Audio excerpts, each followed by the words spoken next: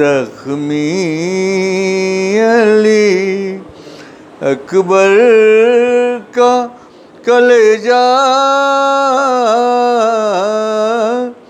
دیکھا مجرے خلق میں. آخری شعر. میں نے دیکھا عالم شاہ کو آلودہ خون.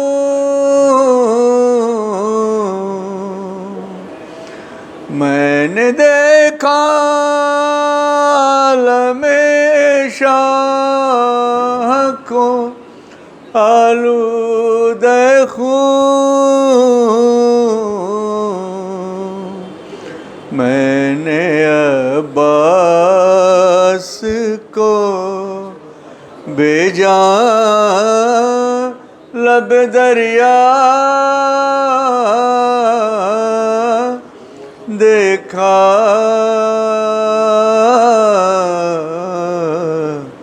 مجرے خلق میں. بر محمد وال محمد صلی اللہ علیہ وسلم.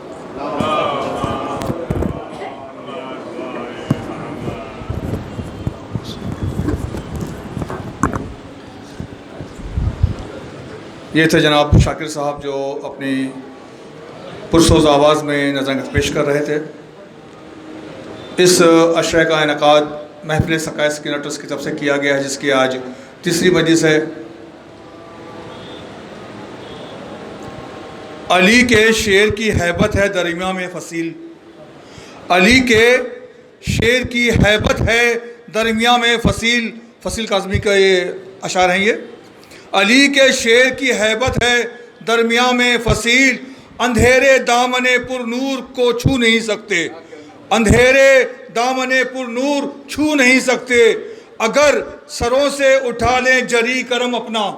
اگر سروں سے اٹھا لیں جری کرم اپنا. علم اٹھانا بہت دور ہے اسے چھو نہیں سکتے. علم اٹھانا بہت دور ہے اسے چھو نہیں سکتے. انہی اشعار میں آواز دوں گا. ہمارے مہمان مدح خان جناب سرور رضوی صاحب تشریف لائیں. بر محمد بول محمد صلی اللہ.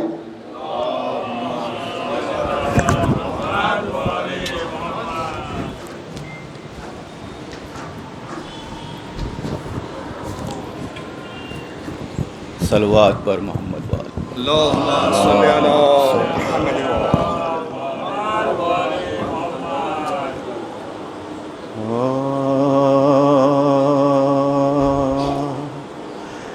شبیہ ماں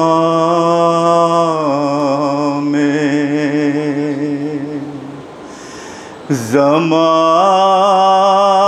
زمان کھینچتے ہیں. شبیہ ماں میں زمان کھینچتے ہیں. ہر تصور میں تصویر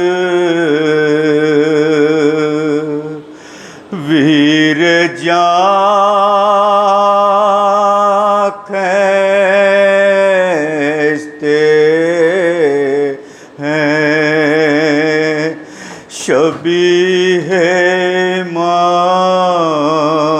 میں جگہ مول لی ہے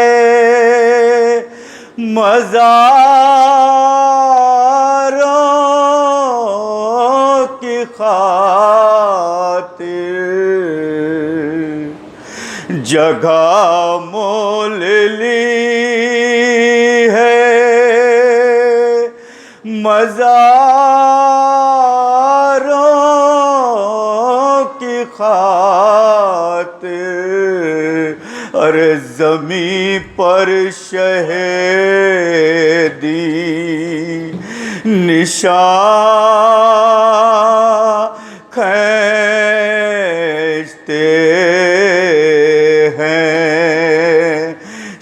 شبیہ امام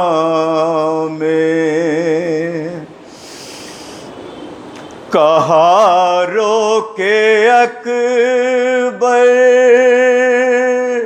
نے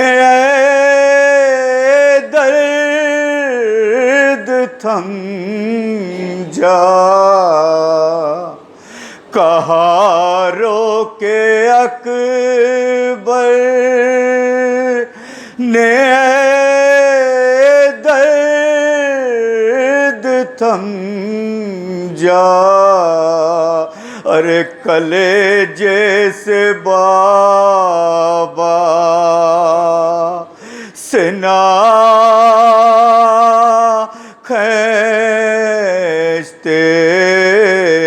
ہیں شبیہ امام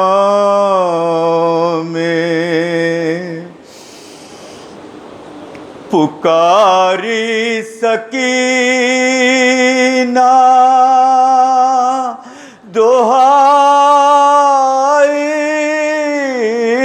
ہے بابا، پکاری سکینہ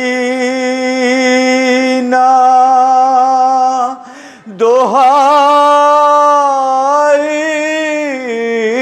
ہے بابا، ارے ستمگر میری بالیاں کھینچتے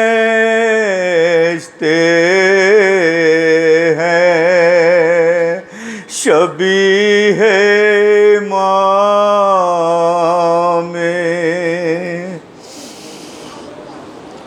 کہاں بیڑیاں کہاں پائے عابد، کہاں بیڑیاں کہاں پائے عابد، یہ لنگر کہیں ناتواں کھینچتے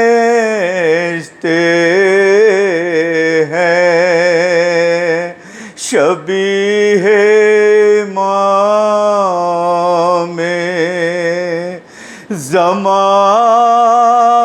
زمان کھینچتے ہیں بر محمد وآل محمد صلی اللہ علیہ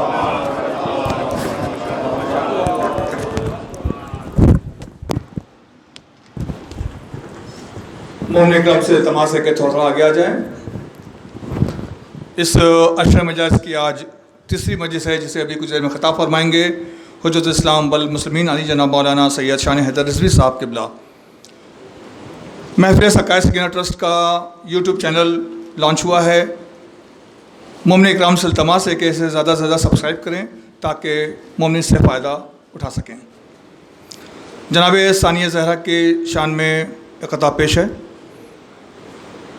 علی مجاز علی دل علی نظر زینب، علی مجاز علی دل علی نظر زینب، ہے تجھ میں نہج بلاغہ کے سب اثر زینب، ہے تجھ میں نہج بلاغہ کے سب اثر زینب، جہاں میں لہجہ حیدر کے دو ہی ہیں مالک، جہاں میں لہجہ حیدر کے دو ہی ہیں مالک، ایک آسماں پہ خدا ایک زمیں پر زینب، ایک آسماں پہ خدا ایک زمیں پر زینب۔ آئیے میں بڑے ادب و احترام سے التماس کروں گا حجت اسلام والمسلمین علی جناب مولانا سید شان حیدر رضوی صاحب تشریف لائیں اور مجھے خطاب فرمائیں۔ بر حبیب خدا ختم انبیاء بآواز بلند صلوات۔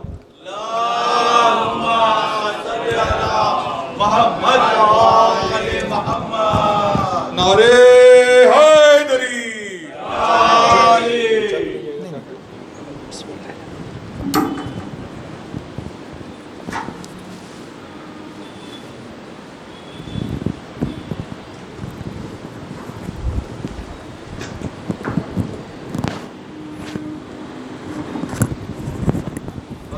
محمد وآل محمد آواز بلند صلوات اور بڑا کر دیں.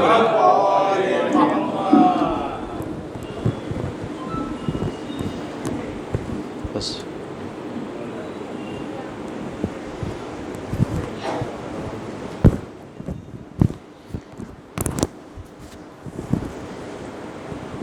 فاتحہ.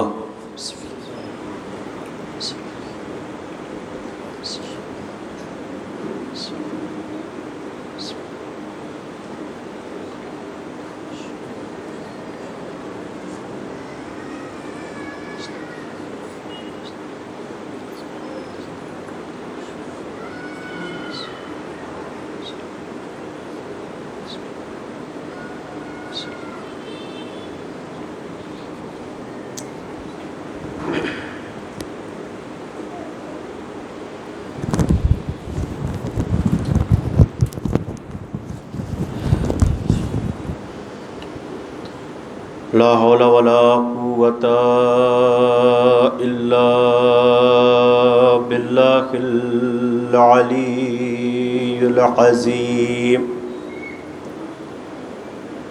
أعوذ بالله من الشيطان الرجيم. بسم الله الرحمن الرحيم. الحمد لله الذي هدانا لهذا وما كنا لنهتدي لولا أن هدانا الله لقد جاءت رسل ربنا بالحق.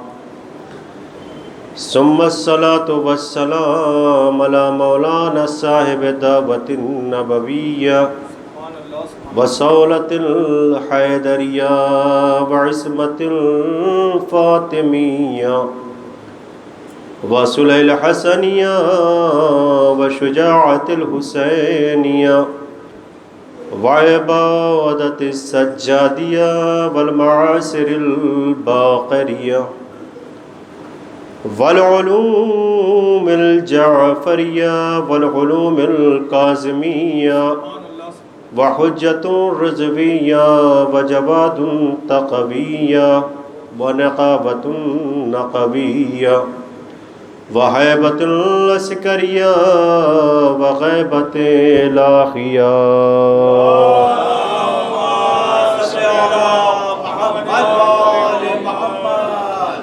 أما بعد فقد قال الله تعالى في القرآن الحكيم.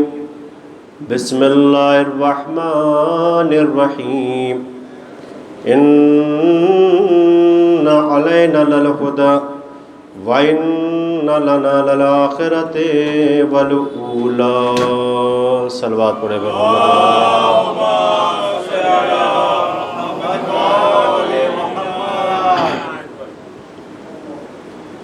مومنین کرام، لائق عزت احترام، ماتم داران سید الشہداء، آپ حضرات مسلسل مجلس امام حسین علیہ السلام میں شرکت کر رہے ہیں، اور یقیناً صبح سے لے کے شام تک کتنی مجلسیں ہو جاتی ہوں گی جس میں آپ شرکت کرتے ہوں گے اور ثواب دارین حاصل کرتے ہوں گے. ثواب دارین کا مطلب، اب جب یہ بات آ گئی تو یہ بھی سن لیجئے، بچوں کے لیے عرض کر دوں.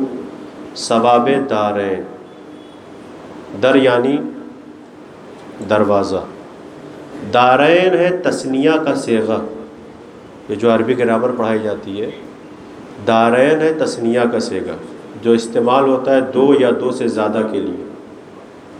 تو ہم ثواب دارین کیوں بولتے ہیں، ثواب در کیوں نہیں بولا جاتا ہے؟ تو اگر در کا استعمال کریں گے تو ایک ہی در ہوگا، لیکن یہاں تثنیہ کا صیغہ استعمال ہوا ہے ثواب دارین، یعنی دو سے زیادہ کا در ہے. ثواب دارین یعنی اس در سے بھی اس در سے بھی یہ عزادار شرکت کر کے ثواب دارین حاصل کرتے ہیں. صلوات پڑھیں نا عظمت آل محمد. عزیز بھائیجان محترم، تو آیت ہماری وہی ہے، ان علینا للہدی و ان لنا للآخرۃ والاولی، بے شک ہدایت کی ذمہ داری ہماری ہے اور ہمیں دنیا اور آخرت کے مالک ہے۔ یہ کون کہہ رہا ہے؟ اللہ کہہ رہا ہے۔ اب بات جب ہدایت کی ہے تو یقیناً ہدایت کی بات ہے، تو ہدایت کہاں کہاں پہنچے گی، کس تک پہنچے گی، کس کے ذریعے سے پہنچے گی، غور کر رہے ہیں؟ یہ عزاداری سید الشہداء کسی معجزے سے کم نہیں ہے، کسی معجزے سے کم نہیں ہے۔ تھوڑا سا 5-10 منٹ اس پہ سنیے، پھر اس کے بعد میں اپنے موضوع پر آؤں۔ کسی بھی معجزے سے کم نہیں ہے عزاداری سید الشہداء۔ یہ عزاداری جب سے قائم ہوئی ہے تب سے لے کر اب تک عزاداری سید الشہداء، غور کریے، بڑے بڑے ظالم بادشاہوں کو، بڑے بڑے جابر بادشاہوں کو، ابھی کچھ سال پہلے کے جو بادشاہ تھے، آپ عراق کے حالات کو اٹھا کے دیکھ لیجئے، متوکل کو اٹھا کے دیکھ لیجئے کہ متوکل نے کیا کیا کیا ہے، کس طریقے سے زائرین کو، امام حسین علیہ السلام کے جو زائرین تھے، جو جاتے تھے، ان کو راستے سے ہٹایا ہے، کس طریقے سے شہداء کی قبر پہ حل چلوائے ہیں ملعون نے، اور حل چلوا کے نہریں جاری کروائی ہیں۔ کیوں؟ چونکہ یہ قبریں مٹ جائیں، لوگوں کا آنا بند ہو جائے، نام حسین بند ہو جائے۔ لیکن قرآن مجید کی ایک آیت ہے نا، فاذکرونی اذکرکم، تم میرے تذکرے کو باقی رکھو، میں تمہارے تذکرے کو باقی رکھوں گا۔ تو یہ عزاداری سید الشہداء کسی بھی طریقے سے آپ دیکھیے کہ آج کے زمانے میں بند نہیں ہے، اور فروغ ملتا جا رہا ہے اور بڑھتی جا رہی ہے۔ جیسے جیسے انسان فرش عزا پر بیٹھ کے باشعور ہوتا ہے، ویسے ویسے عزاداری جو ہے بڑھتی چلی جا رہی ہے، اس لیے کہ عزاداری کی ذمہ داری خدا نے لی ہے۔ ہاں اچھا، جب بات آ گئی تو سنیے، کسی بھی چیز کو ختم کرنے کے لیے 3 چیزوں کا بڑا اہم رول ہوتا ہے۔ Power of wealth, power of wealth, power of state, ہاں، power of media, power of wealth, power of state اور پاور آف میڈیا۔ اب میں تھوڑا سا اور آسان کر دوں، پیسے کی طاقت، حکومت کی طاقت، میڈیا کی طاقت، یہ جس کے پاس آ جائے آپ دیکھیے کہ اس کی کیسی حکومت ہونے لگتی ہے۔ بھائی حالات حاضرہ آپ دیکھ لیجئے، ہاں، اب اس سے زیادہ بولنا جو ہے مناسب نہیں ہے، چونکہ آج کل چیزیں بڑی لائیو ہو جاتی ہیں، اور کیا کیا جائے دوسروں کا کیا پتہ اپنے ہی میں کچھ ایسے ہو جاتے ہیں۔ صلوات پڑھیں عظمت آل محمد پر۔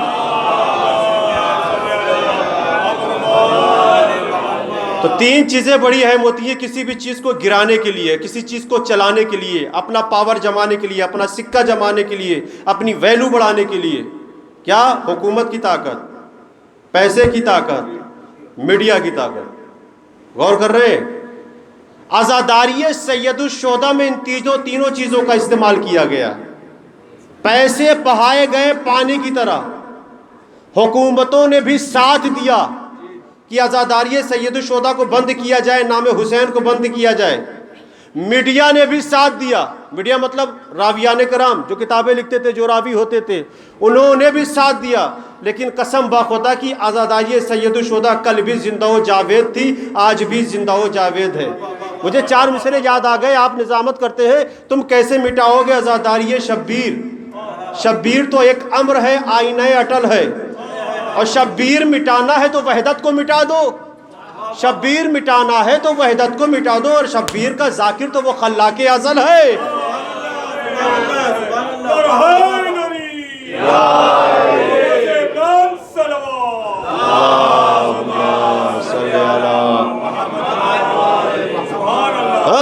تو شبیر سے جس کو کوئی کام نہیں ہے، اس شخص کے آغاز کا انجام نہیں ہے، اور جس دین میں نہ ہو ماتم شبیر کی قیمت، وہ کوئی اور دین ہے، اسلام نہیں۔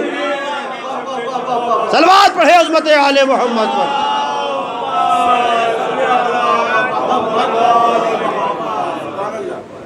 تو آپ نے محسوس کیا آپ کے پاس ایک اثاثہ ہے، عزاداری سید الشہداء۔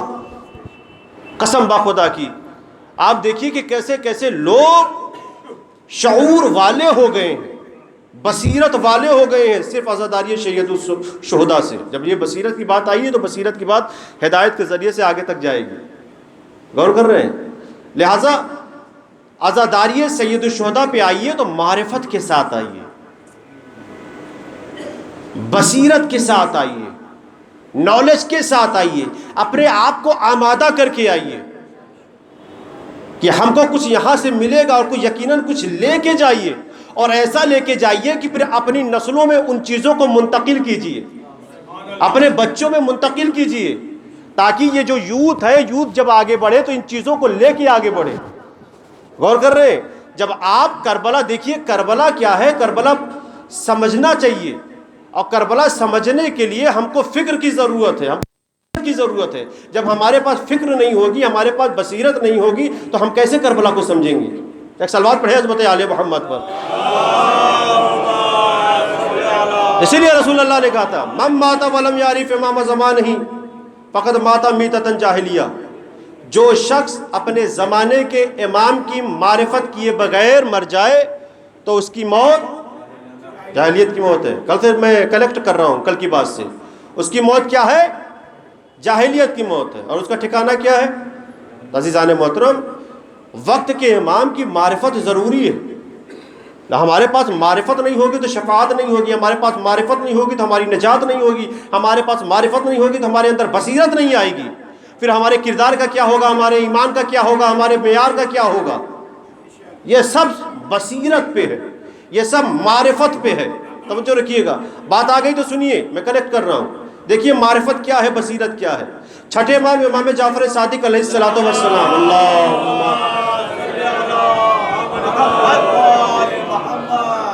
ایک اور صلوات پڑھتے ہوئے ذرا سا آگے آ جائیے، اس کو پور کر لیا کریے۔ دیکھیے فرش اعضا پہ آیا کریے تو یہ مت دیکھا کریے کہ ہمارے لیے کون سی جگہ مناسب ہے کہ ہاں یہاں پہ ہم فٹ بیٹھتے ہیں، یہیں پہ بیٹھے نہیں، یہ فرش اعضا ہے، جہاں پر آپ بیٹھ گئے وہیں آپ کا معیار بلند ہو جائے گا، سمجھے؟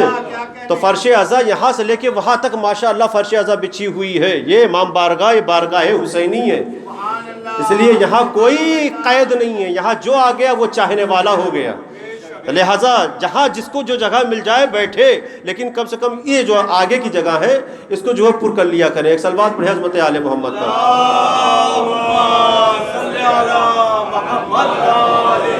توجہ فرمائیں۔ تو چھٹے امام کی خدمت میں ایک شخص آیا جس کا نام تھا ابراہیم، آ کے اس نے سلام کیا، مولا نے سلام میں جواب دیا۔ دیکھیے پہچانیے معرفت کیا ہے۔ مولا نے سلام میں جواب دیا، مولا ہی نے سوال کر لیا، پھر یہ بتاؤ کہ تمہارے بھائی کا کیا حال ہے؟ تو ابراہیم نے کہا مولا بھائی کھا پی رہے ہیں، تندرست ہیں، صحت بنا رہے ہیں۔ جیسے آپ گاؤں میں جائیے بہت دنوں کے بعد، اب پرانے ساتھی سنگھاتی مل جائے گاؤں میں، تو جب باتیں ہونے لگے بڑے زمانے کے بعد جب آپ ملے تو کہیں گے اور میں آپ کے بیٹے کیسے ہیں؟ تو آپ تعریف پہ تعریف کرتے کرتے یہ بھی کہیں گے کہ اب تو ماشاءاللہ پڑھائی کے ساتھ ساتھ وہ جم بھی جا رہا ہے، تو اپنی باڈی واڈی بھی بنا رہا ہے۔ یہاں ایسے ہی ابراہیم نے کہا کہ کھا پی رہے ہیں، اپنی صحت بنا رہے ہیں۔ تو مولا نے کہا میں تم سے تمہارے بھائی کی صحت کے بارے میں نہیں پوچھ رہا ہوں، توجہ رکھیے گا، میں تم سے تمہارے بھائی کی صحت کے بارے میں نہیں پوچھ رہا ہوں۔ مولا پھر کہا ان کا احوال کیا ہے؟ ان کا احوال کیا ہے؟ کہا مولا احوال کو لے کے کیا کریں گے؟ کہا کیوں؟ کہا وہ کھانے پینے کے ساتھ ہمہ وقت مصلی عبادت پر رہتے ہیں، مصلی عبادت پر رہتے ہیں، ہمہ وقت مصلی عبادت پر رہتے ہیں، تسبیح خدا میں رہتے ہیں، لیکن مولا ایسی نماز کا فائدہ کیا، ایسی عبادت کا فائدہ کیا؟ کہا کیوں؟ کہا اس لیے کہ وہ آپ کو اپنا امام تسلیم نہیں کرتے۔ معرفت پہچانیے، یہ فرش اعضا ہے، یقیناً ہم اپنے اندر چینجنگ لائیں۔ محرم نام ہے، میں نے پہلی مجلس میں عرض کیا تھا، محرم نام ہے اپنے اندر چینجنگ پیدا کرنے کا، یہ رسم نہیں ہے، دوسروں نے اس کو رسم کہا ہے، ہم نے اس کو رسم نہیں مانا، ہم نے اس کو غم مانا ہے۔ یہ غم کربلا ہے، غم امام حسین علیہ السلام، لہٰذا جہاں غم ہوتا ہے وہاں چینجنگ ہوتی ہے۔ امام حسین علیہ السلام نے بتایا ہے کہ کربلا اپنے اندر چینجنگ پیدا کرنے کا نام ہے، ضمیر کو اپنے بدلو، کہا آپ کو اپنا امام تسلیم نہیں کرتے؟ کہا اچھا ٹھیک ہے، اب یہاں سے جانا تو اپنے بھائی سے ایک سوال کرنا۔ بولا کیا سوال کریں گے؟ اب بھائی سے سوال کر لینا کہ آج جو اتنا تقوی دکھا رہے ہو، اتنی عبادت کر رہے ہو، شب نہر بلخ تمہارا تقوی کہاں چلا گیا تھا؟ اللہ اکبر، توجہ رکھیے گا، شب نہر بلخ تمہارا تقوی کہاں چلا گیا تھا؟ میں ذرا وضاحت کر دوں، ڈیٹیلز آپ کے سامنے رکھ دوں کہ شب نہر بلخ کیا ہے۔ شب یعنی رات، نہر یعنی وہ حصہ جہاں سے پانی کا بہاؤ ہوتا ہے، بلخ آبادی کا نام۔ شب نہر بلخ یعنی وہ جو آبادی ہے، وہاں پہ جو نہر ہے، اس رات کا کوئی معاملہ تھا۔ معاملہ کیا تھا کہ جو بڑے بھائی تھے، یہ عبداللہ ابراہیم کے جو بڑے بھائی تھے، یہ کہیں جا رہے تھے، ان کے ساتھ 2 لوگ اور جا رہے تھے، ان کے ساتھ ان کی بہن تھی۔ تو چونکہ بلخ کے باہر کا جو راستہ تھا، اس راستے پر یہ سفر کر رہے تھے، تو دونوں بھائیوں کو بلخ میں آبادی میں جانا تھا کسی کام کے لیے۔ تو کہا ہم اپنے سامان کو تمہارے پاس چھوڑے جا رہے ہیں، عبداللہ کے پاس چھوڑے جا رہے ہیں، اور اپنی بہن کو بھی تمہارے پاس چھوڑے جا رہے ہیں۔ یہ امانت ہے، ہم تھوڑی دیر میں اپنا کام نپٹا کے پورا کر کے انجام دے کر آ رہے ہیں۔ کہا ٹھیک ہے جائیے۔ اب دیکھیے تنہائی میں ہی شیطان جو ہے حملہ کرتا ہے۔ بھائی سورہ ناس پڑھیے، یوسوسو فی صدور الناس من الجنۃ والناس۔ صلوات پڑھیں حضرت آل محمد پر۔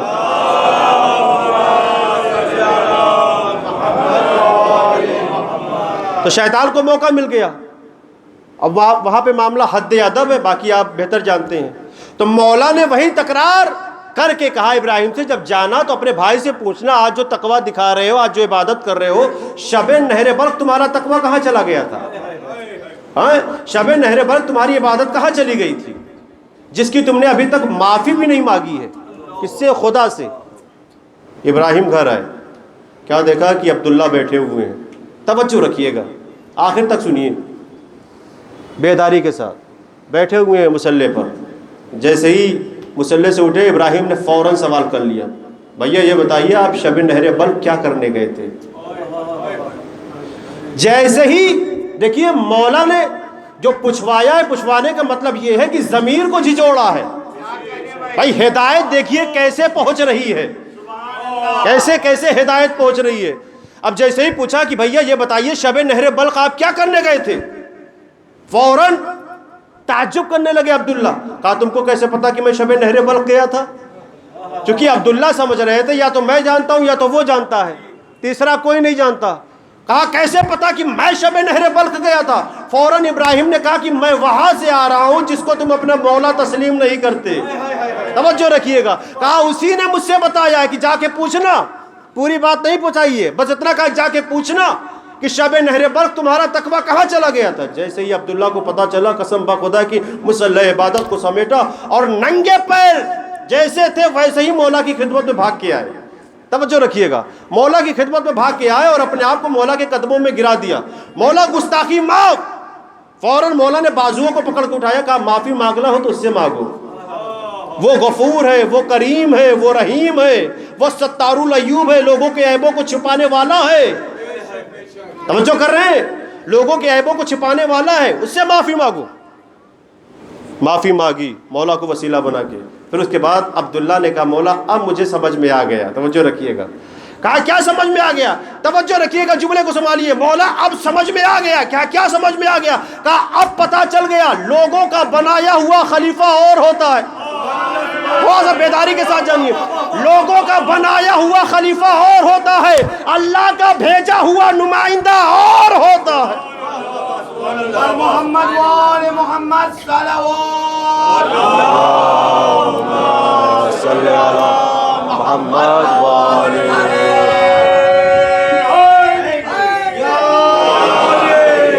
جزاک اللہ۔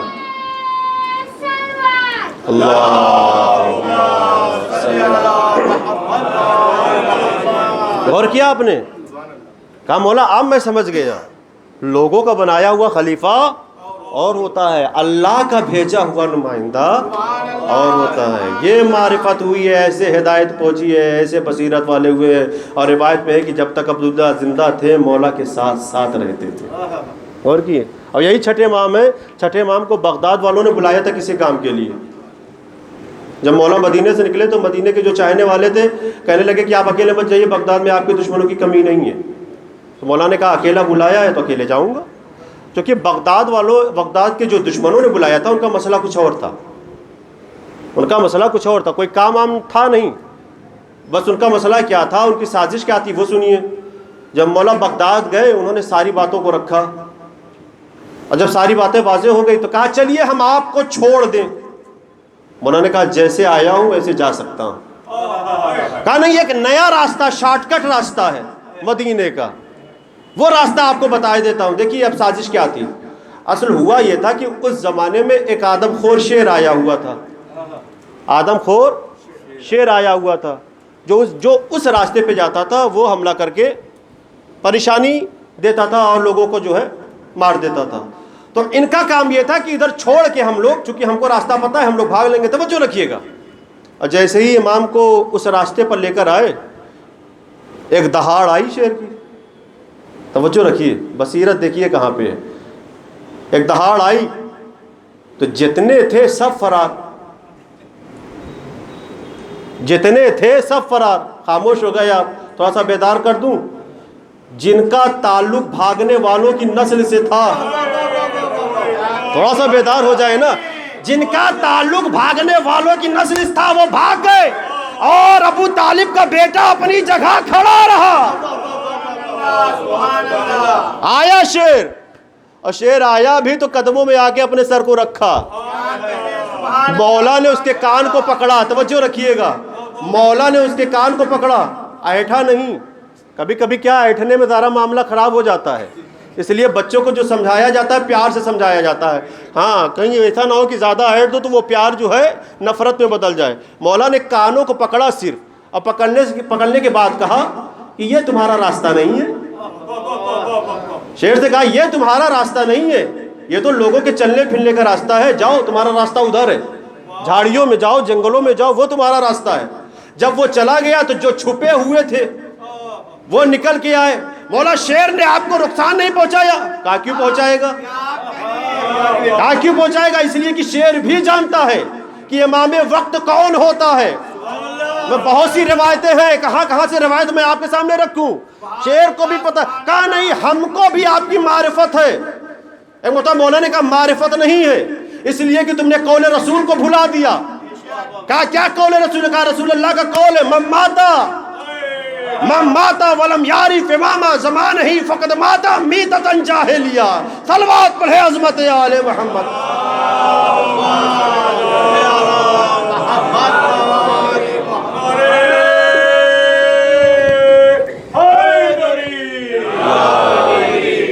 غور کیا آپ نے؟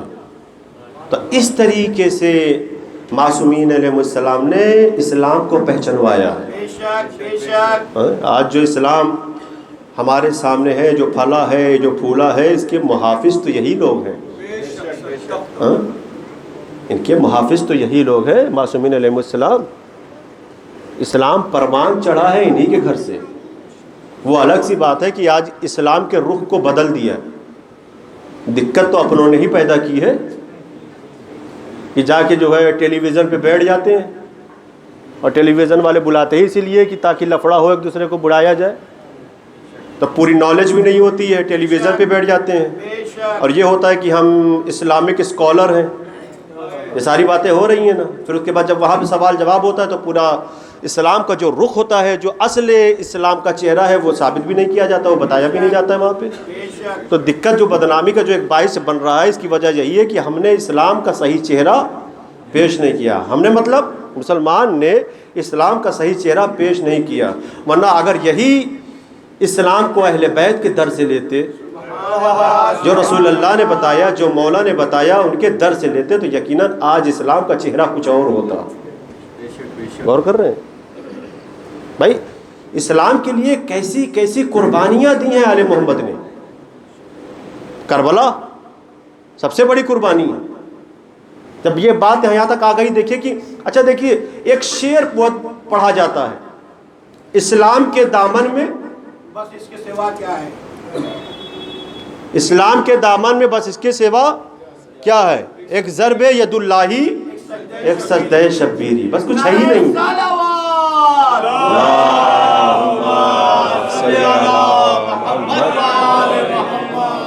ارے ہم کہتے ہیں ٹھیک ہے تم نے اہل بیت سے نہیں سمجھا، کم سے کم علامہ اقبال سے سمجھ لیتے۔ یہ جو علامہ اقبال کا شعر ہے کہ اسلام کے دامن میں اب اس کے سوا کیا ہے، ایک ضرب ید اللہی، ایک سجدہ شبیری، یعنی علامہ اقبال نے بتا دیا کہ اگر تم کو اسلام سمجھنا ہے تو ضرب ید اللہی کو سمجھ لو، سجدہ شبیری کو سمجھ لو، پورا اسلام تمہاری سمجھ میں آ جائے گا۔ اور کر رہے ہیں۔ اب دیکھیے جب بات آ گئی تو سنیے، ایران میں قم میں ایک لائبریری ہے، قبلہ بھی تشریف فرما ہے یہاں پہ، وہ بھی جانتے ہیں، لائبریری ہے علامہ اقبال کے نام سے، تو اس میں فارسی عربی ساری کتابیں ہیں، تو کچھ اردو کی بھی کتابیں، زیادہ نہیں ہیں چونکہ لینگویج وہاں کی فارسی ہے، تو زیادہ تر فارسی اور عربی کے برنامے وہاں پہ ہوتے ہیں، لیکن ایک کتاب ملی تو پڑھنے کا ذرا سا شرف ہم کو بھی ملا، کیونکہ آپ باہر لا نہیں سکتے، آپ وہیں پہ پڑھیے، وہیں رکھ دیجئے۔ تو وہ تبصرہ تھا، اور تبصرہ صرف اسی شعر پہ تھا 11 صفحے میں، صرف اسی شعر پہ تھا کہ اسلام کے دامن میں اب اس کے سوا کیا ہے، ایک ضرب ید اللہی، ایک سجدہ شبیری، صرف اسی پہ 11 پیج میں صاحب تبصرہ نے تبصرہ لکھا ہے۔ غور کر رہے ہیں، صرف 11 پیج میں، انہوں نے آگے لکھا کہ تبصرہ اور زیادہ بھی ہو سکتا ہے لیکن سمجھنے کے لیے اتنا ہی کافی ہے۔ صلوات پڑھیں عظمت آل محمد پر۔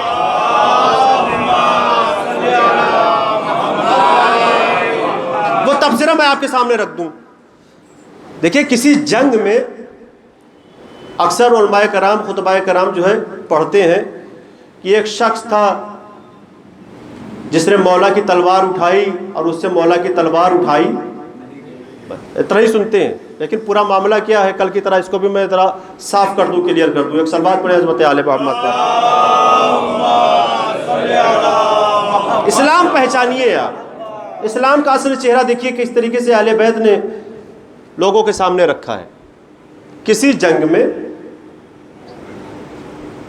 مولا جب جنگ کر رہے تھے تو اچانک سے ان کے مقابلے میں ایک شخص آیا اور آگے کہنے لگا یا علی ہم آپ کا مقابلہ کریں گے۔ تو مولا نے کہا ٹھیک ہے بسم اللہ، کہا نہیں آپ حملہ کیجئے۔ مولا نے کہا قطعی، علی نے کسی بھی جنگ میں پہلے کسی پر حملہ ہی نہیں کیا ہے۔ غور کر رہے، ایک صلوات پڑھیں حضرت آل محمد پر۔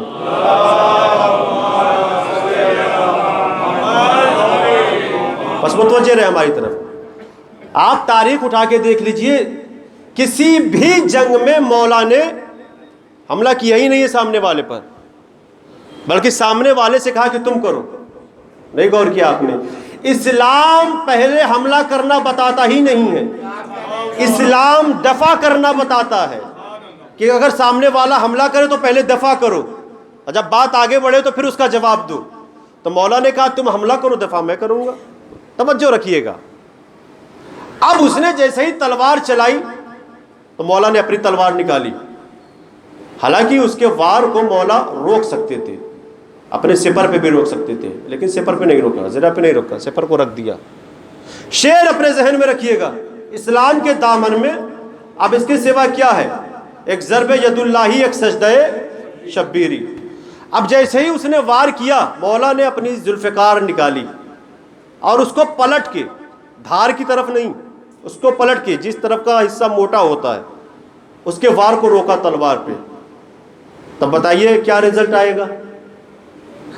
رزلٹ یہی نکلا کہ دنیا کے کارخانے کی بنی ہوئی تلوار، توجہ رکھیں، دنیا کے کارخانے کی بنی ہوئی تلوار الہی کارخانے کی بنی ہوئی ذوالفقار کے آگے اس نے دم توڑ دیا، 2 ٹکڑوں میں بٹ گئی ذوالفقار۔ اور جب 2 ٹکڑوں میں ذوالفقار بٹ گئی تو وہ کھڑا رہا۔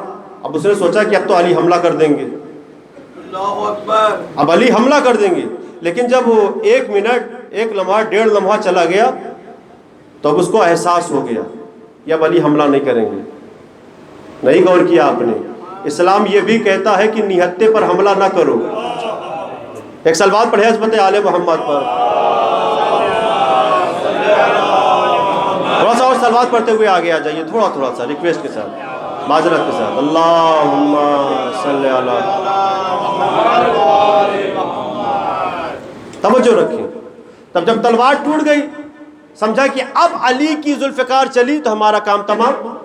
لیکن جب وہ ایک لمحہ نکل گیا تو اس نے محسوس کیا کہ ذوالفقار نے حملہ نہیں کیا، علی نے حملہ نہیں کیا، تو اب اس کا تھوڑا سا دل بھر آیا، یعنی اب اس کو جو ہے اندر سے خوشی ہوئی. تب اس کے دماغ میں ایک فکر آئی کہ کس طریقے سے علی سے بچا جائے، علی کے حملے سے بچا جائے. توجہ رکھیے گا، کس طریقے سے بچا جائے. تو اس نے کہا یا علی، ہم نے آپ کی اور آپ کے گھرانے کی سخاوت کے بارے میں سنا ہے. ہم نے آپ کی اور آپ کے گھرانے کی سخاوت کے بارے میں سنا ہے. مولا نے کہا صرف سنا ہے یا دیکھا ہے؟ کہا سنا تھا لیکن آج دیکھ لوں گا. کہا کیسے؟ کہا ذرا اپنی تلوار مجھے دے دیجیے. دیکھیے اس کی چال کچھ اور تھی، فکر کچھ اور تھی. کہا اپنی تلوار مجھے دے دیجیے. مولا مسکرانے لگے اور تلوار دے دیا. اور تلوار دینے کے بعد توجہ رکھیے گا، تھوڑا بیداری کے ساتھ سنیے گا، اہل بیلا آپ حضرات بیٹھے ہیں یہاں پر. مسکرا کر کہنے لگے مولا محاذ جنگ پر اگر مانگنا تھا تو زندگی کی بھیک مانگ لیتا. ارے غور ہی نہیں کیا آپ نے، یہ بہت بڑا جملہ تھا. مولا نے کہا اگر محاذ جنگ پر، محاذ جنگ پر، گھر پر نہیں، محاذ جنگ پر مانگنا تھا تو زندگی کی بھیک مانگ لیتا.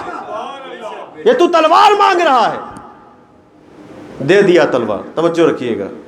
اور جب تلوار اس کے ہاتھ میں آئی تو ابھی تک تو زبان لڑکھڑا رہی تھی، اب وہ جو ہے بولنے لگا. دیکھیے اس نے جو بولا ہے وہ جملہ ہم اپنے مولا کے لیے استعمال نہیں کر سکتے. بہت خوب، بہت خوب. اس نے کیا کہا یا علی کچھ بھی ہو جنگ کے معاملے میں آپ تھوڑا کچے ہیں. یہ اس کے جملے ہیں. یا علی کچھ بھی ہو جنگ کے معاملے میں آپ کچے ہیں. مولا نے کہا وہ کیسے؟ کہا اس لیے کہ جنگ کے میدان میں دشمن کو تلوار نہیں دی جاتی. مولا کا جواب سنیے گا. اس نے کہا کہ جنگ کے میدان میں دشمن کو تلوار نہیں دی جاتی. مولا نے کہا اگر دشمن سمجھتا تو، تھوڑا سا بیدار رہے، اگر دشمن سمجھتا تو نہ دیتا. لیکن میں دشمن تھوڑی نہ سمجھ رہا ہوں، میں پہلے تم کو انسان سمجھ رہا ہوں. یہ دیکھیے اسلام بیان کر رہے ہیں مولا، محاذ جنگ پر اسلام بتا رہے ہیں. توجہ رکھیے گا. کہا اگر دشمن سمجھتا تو، تلوار دے دیا نا، اب تو تلوار تیرے ہاتھ میں آ گئی. بھائی دشمن سمجھتا تو تلوار ہی نہ دیتا، تیرے سر و تن میں جدائی کر دیتا. لیکن پھر بھی اس کی شیخی نہیں گئی. اس کی شیخی، ہاں اس کا غرور، اس کا گھمنڈ نہیں گیا، چونکہ سوچ رہا تھا کہ ہمارے ہاتھ میں ذوالفقار آ گئی ہے. تو پھر اس نے کہا لیکن کچھ بھی ہو کچے ہیں آپ. توجہ رکھیے گا. پھر بھی وہی بات دہرایا، کچے ہیں آپ. مولا نے کہا تجھ میں اور مجھ میں بنیادی فرق ہے. تجھ میں اور مجھ میں بنیادی فرق ہے. کہا کیا بنیادی فرق ہے؟ مولا نے کہا کہ تم موت اور حیات کا خالق تلوار کو سمجھتا ہے. نہیں غور کیا آپ نے؟ کہا تم موت اور حیات کا خالق تلوار کو سمجھتا ہے، میں موت و حیات کا خالق خدا کو سمجھتا ہوں. صلوات پڑھے عظمت آل محمد پر.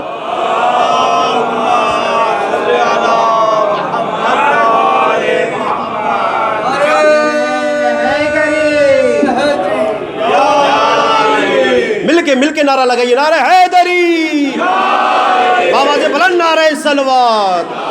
بکھر کے نعرہ نہ لگایا کریے، نام علی پہ مل کے بولا کریے. کمال محمد، کمال علی صلوات.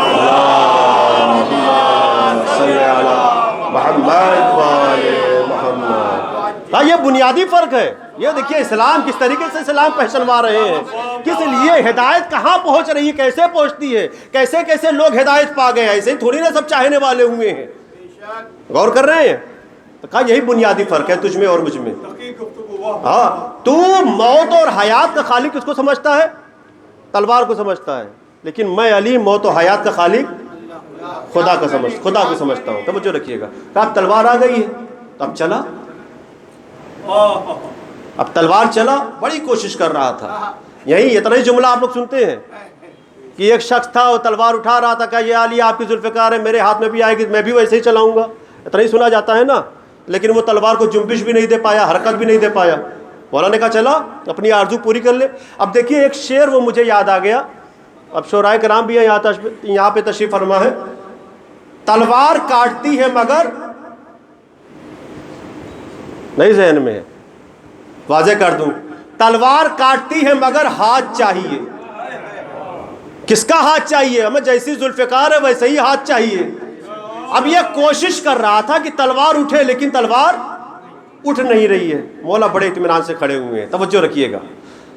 ذوالفقار کا کارنامہ یہ تھا کہ نسلوں کو دیکھ کے چلتی تھی، آپ کے ذہن میں ہے نا؟ ہاں، نسلوں کو دیکھ کر چلتی تھی، کس نسل میں کون مومن آنے والا ہے۔ بڑی کوشش کر رہا تھا۔ جملہ میں آپ کے حوالے، بڑا قیمتی جملہ آج کی مجلس میں آپ کے سامنے رکھ رہا ہوں، اس کو سنبھال لیجئے گا، خاموش نہ بیٹھیے گا۔ بڑی کوشش کر رہا تھا، مولا اطمینان سے کھڑے ہوئے ہیں۔ میں کہوں گا مولا محاذ جنگ پر دشمن کے ہاتھ میں تلوار آپ نے دے دی اور آپ بڑے اطمینان سے کھڑے ہیں۔ عجب نہیں مولا نے کہا ہوگا شان حیدر، نہیں غور کیا آپ نے؟ شان حیدر پڑھا ہزاروں بار، سمجھا ایک بار بھی نہیں۔ مولا کیا کہا؟ جو تلوار کسی مومن پر نہ چلے وہ امیر المومنین پر کیسے؟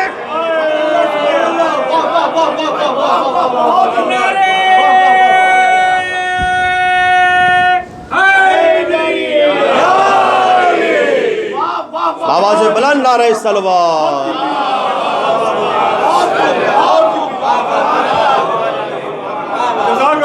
اسی لیے تو مولا اطمینان سے کھڑے تھے، وہ بڑی کوشش کر رہا تھا۔ تو عجب نہیں مولا نے بھی کہا ہوگا پڑھا تم ذاکر ہو، پڑھتے رہتے ہو، پڑھا ہزاروں بار، سمجھا ایک بار بھی نہیں۔ ارے جو تلوار کسی مومن پر نہ چلے، ذوالفقار جو کسی مومن پر نہ چلے، وہ امیر المومنین پر کیسے چل سکتی ہے؟ کوشش کرنے دو اس کو۔ اور جب تھک ہار گیا، اب یہ مصرع فٹ بیٹھتا ہے، تلوار کاٹتی ہے مگر ہاتھ چاہیے۔ اس نے تلوار واپس کر دی، کہا یہ آپ ہی ہے، آپ ہی جانے، آپ ہی ہے، آپ ہی جانے، اس کے مالک آپ ہی ہیں۔ مولا نے تلوار لے لی، نیام میں رکھ لی۔ ہونا کیا چاہیے تھا؟ اچھا انصاف سے بتائیے، مولا کی جگہ پہ اگر کوئی اور ہوتا تو کیا کرتا؟ اہل بیت سے ہٹ کے، چاہنے والوں سے ہٹ کے، اس کا تو کام تمام ہو جاتا نا۔ لیکن دیکھیے ہائے کیا اسلام بتا رہے ہیں، قسم خدا کی اسلام کا اصلی چہرہ لوگوں نے بتایا ہی نہیں۔ جس طریقے سے اہل بیت نے پیش کیا ہے، یہ اصلی اسلام کیا ہے؟ تلوار کو نیام میں رکھا، مولا نے کہا ایک موقع دیتا ہوں۔ کہا کیا؟ کہا واپس چلے جا، تلوار لے کر آ، پھر مقابلہ کر، چونکہ یہ تلوار تو اٹھ نہیں رہی ہے تجھ سے، جا ایک موقع دیتا ہوں۔ قسم بخدا کی آنے والا آیا تھا کس حساب سے اور چند لمحے میں کیسے بدل گیا۔ سبحان اللہ، سبحان اللہ۔ جواب سنیں گے؟ کہا یا علی جہاں جانا تھا چلا گیا، اب یہ کہیں نہیں جانے والا ہے۔ کہا تلوار لے کے آ جا، ورنہ تیرے اپنے کہیں گے کہ علی نے اپنے انڈر میں کر لیا۔ کہا جو کہے گا کہنے دیجئے، میں کہیں نہیں جانے والا، اب مجھے کلمہ پڑھا دیجئے۔ توجہ رکھیے گا، یہ اسلام ہے، یہ اسلام پیش کیا ہے۔ کہا مجھے کلمہ پڑھا دیجئے، توجہ رکھیے گا۔ کہا کیوں؟ کہا نہیں اب مجھے پتا چل گیا، توجہ رکھیے گا، یہ بھی قیمتی جملہ ہے، سنبھالیے۔ کہا مجھے پتا چل گیا اسلام، مجھے پتا چل گیا کہ تلوار چلا کر اسلام پھیلانا اور ہے۔ ارے نہیں غور کیا آپ نے؟ تلوار چلا کر، بم پھوڑ کر اسلام پھیلانا اور ہے، اور جنگ کے میدان میں تلوار دے کر اسلام پھیلانا اور ہے۔ اور یہ کام صرف علی ابن ابی طالب علیہ السلام کر سکتے ہیں۔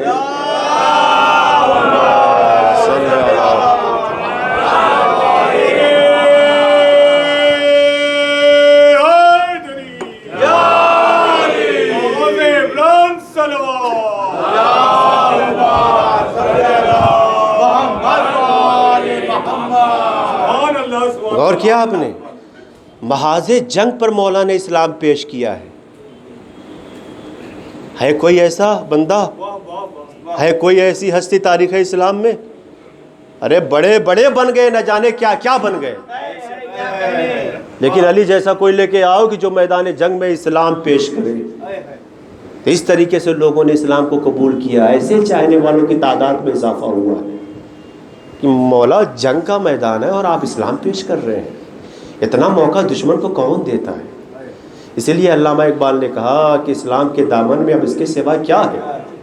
ہاں، ایک ضرب ید اللہ ہی، ایک سجدہ، یعنی بدر کا نام اسلام ہے، خیبر کا نام، یہ جو جنگیں لڑی ہیں اصل اسلام تو اسی میں ہے. اور ضرب ید اللہ کو دیکھ لو، ضرب ید اللہ کو پہچان لو. انشاءاللہ ضرب ید اللہ کیا ہے وہ میں کل عرض کرتا ہوں، چونکہ اگر ضرب ید اللہ کے ٹاپک کو میں نکال دیا تو پھر یہ ٹائم بہت زیادہ ہو جائے گا. ایک سال بعد پڑھے حضرت آل محمد. ضرب ید اللہ بڑا وزن ہے ضرب ید اللہ کا، اور بڑا وزن ہے سجدہ شبیری کا. اس لیے علامہ اقبال نے ایک ہی مصرے میں بات کو واضح کر دیا. مسلمانوں کا آپ آگے جا رہے ہو، اسلام کو دیکھنا ہے تو بس یہی دونوں چیزوں کو دیکھو اور اسی پر ریسرچ کرو. اپنے نالج میں اضافہ کرو، اپنی فکر میں اضافہ کرو، اپنی فکر کو بدلو، اپنے آپ کو چینج کرو. اسلام کے دامن میں اب بس ضرب ید اللہ یعنی علی کی ضرب ہے، یا سجدہ شبیری یا شبیر کا وہ سجدہ ہے جو کربلا کے میدان میں. میں مصائب نہیں پڑھ رہا ہوں، ذرا سنبھلیے گا، اپنے جذبات کو کنٹرول کریے. چونکہ آج شب 3 محرم ہے. 3 محرم کو معلوم ہے کیا ہوا ہے؟ 2 محرم کو خیام حسینی نصب ہو گئے. دیکھیے ابھی تک آپ نے ساتھ دیا ہے، جزاک اللہ، لیکن اب یہ تھوڑا سا ہسٹری یہ بھی سمجھ لیجیے. اور پہلی مجلس میں نے عرض کیا تھا کہ کس طریقے سے وہ امام حسین علیہ السلام کو سمجھ رہا تھا، پہچان رہا تھا، معرفت حاصل کر رہا تھا. غور کر رہے ہیں؟ اور کہیں نہ کہیں حکومت سے مجبور تھا. ابن سعد بار بار خطابت حر سے کر رہا تھا. کیا ہوا؟ حسین کا معاملہ کیا ہوا؟ حسین کی سر و تن میں جدائی ہوئی کہ نہیں ہوئی؟ حر یہی بار بار لکھ کے بھیجتا تھا، نہیں ابھی بات ہو رہی ہے، شاید حسین راضی ہو جائیں، شاید حسین بیعت کے لیے راضی ہو جائیں. حر ٹال رہا تھا اور معاملے کو آگے نہیں بڑھا رہا تھا. کیوں؟ اس کو پتہ ہے کہ یہ اولاد فاطمہ زہرا ہے، یہ نواس رسول ہے، یہ زہرا کا لال ہے. حر کو پتہ تھا. ابھی ٹائم ہے 20 منٹ، میں عرض کر دوں. غور کریے، ہسٹری دیکھیے میں آپ کے سامنے رکھ رہا ہوں. کل ایک دشمن کی ہسٹری میں نے آپ کے سامنے رکھی، آج دوسرے کی سنیے، چونکہ آج وہ تاریخ آ گئی ہے. جب ابن زیاد نے دیکھا کہ اب حر سے کوئی کام نہیں ہو رہا ہے تو اس نے کوفے کے سب سے رئیس آدمی، اگر آپ تاریخ دیکھیں گے تو یہی ہوگا کہ وہ کوفے کی کچھ لوگوں کی نظر میں تھا، پیسے والا تھا، ثروت والا تھا، وہ پیسہ چاہے جہاں تھے اس کے باپ نے لوٹا ہو، جس کا نام تھا عمر ابن سعد. عمر ابن سعد پہلے سے نہیں آیا ہے. عمر ابن سعد 2 محرم کو کربلا پہنچا ہے، لیکن پہنچنے کی اصل وجہ کیا ہے وہ سنیے. عمر ابن سعد کو ابن زیاد نے بلایا، کہا تم کو بڑی ذمہ داری دے رہے ہیں. کہا کس چیز کی ذمہ داری؟ کہا حسین سفر میں ہے اور ان کا ارادہ ہے نینوا جانے کا، ماریا جانے کا. کربلا تو بعد میں ہے نا، پہلے اس کا نام نینوا تھا، ماریا تھا، الگ الگ نام تھے. کافر کیا ہے؟ کہا تم جاؤ، میں تم کو سردار بنا کے بھیج رہا ہوں فوج کا، اور جب وہاں پہنچو تو حر سے سرداری لے لو، حر کو لشکر میں رکھو لیکن سرداری لے لو، سردار تم ہو، اور جاؤ حسین کے سر و تن میں جدائی کر دو. تو ایک لمحے کے لیے عمر ابن سعد بھی پریشان ہوا، کیونکہ معاملہ نواس رسول کا ہے، یہ حسین ابن علی کا معاملہ ہے، کسی چھوٹے موٹے آدمی کا معاملہ نہیں ہے. وہ پریشان ہوا، لڑکھڑایا. ابن زیاد نے کہا کیا کہتے ہو؟ اس نے کہا کہ مجھے 1 دن کی مہلت تو سمجھنے کے لیے. توجہ رکھیے گا، گھر پہ آئے. اس کا ایک مشاور تھا، دیکھیے صاحب دمت الثاقبہ لکھتے ہیں، نام جو ہے کچھ کر کے تھا. اس نے مشورہ کیا، کیا کہتے ہو؟ کیونکہ وہ بزرگ تھا، عمر سعد سے بھی بڑا تھا ایج میں. اس نے کہا کہ عمر سعد اگر میرا مشورہ مانو گے تو اس کام سے باز آ جاؤ. جو ابن زیاد سرداری دے رہا ہے تم کو نا، قطعی نہ لینا. چونکہ اس لیے کہ اس میں جہنم ہے، اس میں جنت نہیں ہے. کہا کیوں؟ کہا مجھے پتا ہے اور مجھے وہ دن یاد بھی ہے. کہا کون سا دن یاد ہے؟ کہا جب تمہارے باپ سعد، عمر ابن سعد، غور کر رہے ہیں؟ جوان اس بات کو ذہن میں رکھیں، عمر ابن سعد یعنی سعد کا بیٹا۔ کہا جب سعد رسول اللہ کے زمانے میں تم کو اپنی گود میں لے کر رسول اللہ کی خدمت میں آیا تو تم کو دیکھ کر رسول اللہ رونے لگے۔ سعد نے پوچھا یا رسول اللہ کیوں رو رہے ہیں؟ کہا یہ بچہ میرے باپ، میرے بیٹے، میرے نواسے کا قاتل ہے، روایت میں لکھا ہوا ہے برجستہ، رسول اللہ نے ایسے ہی کہا۔ کہا یا رسول اللہ ایسے کیسے ہو سکتا ہے؟ کہا ہاں میں دیکھ رہا ہوں، نگاہ رسالت سے میں دیکھ رہا ہوں کہ یہ بچہ جب بڑا ہوگا تو یہ کسی لالچ میں آ کے میرے نواسے کا قاتل بن جائے گا۔ سعد ابن ابی وقاص کون تھا؟ رسول اللہ کے زمانے میں یہ کچھ اور تھا، اس کا بھی بڑا نام تھا سعد ابن ابی وقاص کا، لیکن جب مولا علی علیہ السلام کی خلافت آئی ہے تو یہ مولا کا دشمن ہو گیا۔ اور تھوڑا سا بیدار رہے تو میں سعد کی کچھ باتیں آپ کی خدمت میں رکھوں۔ سعد ابن ابی وقاص اپنے آپ کو بہت پڑھا لکھا سمجھتا تھا، یہ سمجھتا تھا چونکہ فاتح ایران میں اس کا بھی ہاتھ تھا، فاتح ایران جو ہوا تھا برائے نام اس کا بھی ہاتھ تھا، یہ بھی گیا تھا وہاں تک، تو اپنے آپ کو اچھا جب خلافت کا مسئلہ آیا، مولا علی علیہ السلام کو لوگوں نے خلیفہ بنایا ہے، تو بنانے سے پہلے جب معاملہ پیچیدہ ہو گیا تھا تو یہ اپنے آپ کو بھی لائن میں کیا ہوا تھا کہ لوگ مجھے بھی خلیفہ بنا لیں، تو لوگوں نے اس کو پیچھے ڈھکیل دیا، کہا کہ تم اس لائن میں نہیں ہو۔ لوگوں نے سیدھے مولا کے در پر آئے، مولا کے ہاتھوں پر بیعت کی ہے، تو یہ دشمن ہو گیا۔ تو اس کے الگ الگ سوال مولا سے ہوتے تھے، توجہ رکھیے گا، مختلف سوال کرتے تھے، ایسے ایسے بے وقوفانہ سوال کرتا تھا یہ مولا سے کہ جس کا کوئی جواب ہی نہیں ہوتا تھا، لیکن وہ مولا تھے، جواب دیتے تھے۔ اسی لیے مولا نے کہا تھا نا سلونی سلونی، جو پوچھنا چاہو پوچھ لو۔ تو ایک دن یہ مولا کے پاس آیا اور کہنے لگا یہ بتائیے کہ میرے سر میں کتنے بال ہیں؟ یہ کوئی سوال ہے؟ میرے سر میں کتنے بال ہیں؟ توجہ رکھیے گا۔ تو لیکن وہ مولا تھے، کہا بتا تو دوں گا کتنے بال ہیں، توجہ رکھیے گا، بتا تو دوں گا کتنے بال ہیں، لیکن اتنا جان لے تیرے ہر بال کے ساتھ ایک شیطان تیرے سر میں بیٹھا ہے۔ تو جتنے چاہنے والے تھے سب ایک دوسرے کو دیکھنے لگے، سعد بھی سب کو دیکھنے لگا، اس کو پتہ چل گیا کہ اگر پوچھ لوں گا شیطان کتنے ہیں تو باہر جانے کے بعد جتنے ہیں کوئی چھوڑے گا نہیں ہم کو۔ کہا بھاگو، یہ تو اپنے سر میں شیطان لے کے ٹہل رہا ہے، اپنے سر میں شیطان لے کے ٹہل رہا ہے۔ تو اس نے کہا نہیں رہنے دیجیے، مت بتائیے۔ معلوم ہے روایت میں ہے کہ اس کا نام ابن قوا تھا، آپ تاریخ کا مطالعہ کریے، ابن قوا کہتے ہیں، اس کا نام ابن قوا اسی لیے پڑا کہ یہ ہر جگہ ہر معاملے میں ٹانگ اڑاتا تھا، یہ کیسے، یہ کیوں، یہ کیا، یہ یعنی طرح طرح کے سوال، اس لیے اس زمانے کے لوگوں نے اس کا نام رکھ دیا ابن قوا۔ ایک صلوات پڑھے عظمت آل محمد پر۔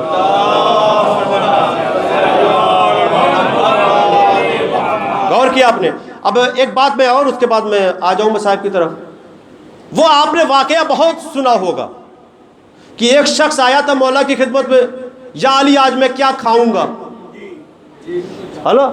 تو وہ کسی کا تھا نہیں، یہ اسی کا واقعہ تھا، یہ سعد ابن ابی وقاص ہی کا، یعنی عمر کے باپ ہی کا تھا، سعد ابن ابی وقاص ہی کا واقعہ تھا، اسی نے پوچھا تھا، ایسے سے بے وقوفانہ سوال کرتا تھا۔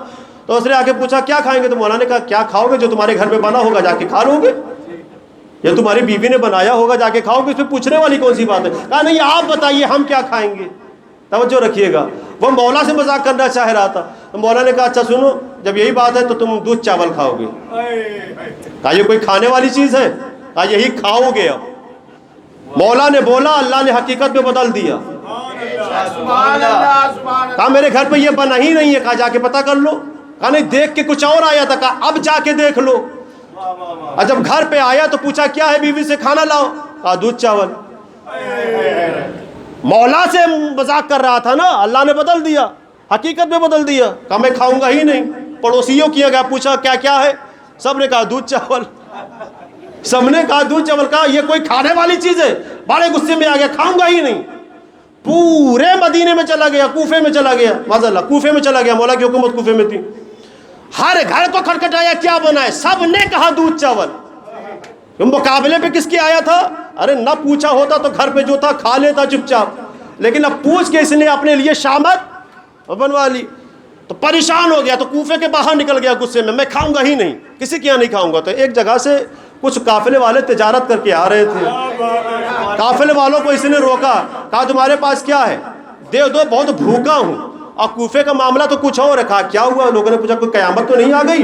علی حاکم ہے، علی کے رہتے ہوئے کوفے کو کچھ نہیں ہو سکتا. کہا نہیں، معاملہ کچھ اور ہے.